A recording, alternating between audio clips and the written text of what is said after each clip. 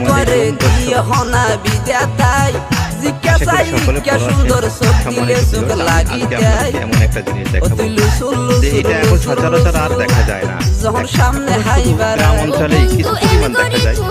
সেটা হচ্ছে যে আমি উল্লেখযোগ্য আপনাদেরকে দেখাচ্ছি একটু দেখতে পারবেন যে আমার পাশেই কিছু ফুল দেখা যাচ্ছে। এই ফুলটার নাম হচ্ছে সূর্যমুখী ফুল। এটাকে কেন সূর্যমুখী ফুল বলা হয় অনেকেই জানতে চাইতে পারেন। তো এটা আসলে সূর্যমুখী ফুল এই জন্য বলা হয় যে সূর্য যেদিকে থাকে সেদিকেই এই ফুলের মুখটা থাকে, যার কারণে এই ফুলটার নাম দেওয়া হয়েছে হয়তোবা সূর্যমুখী ফুল। তো আপনারা একটু খেয়াল করে দেখেন এই সূর্যমুখী ফুলের কাছে এখন কত ভ্রমর গুনগুন করছে এবং মধু সংগ্রহ করছে।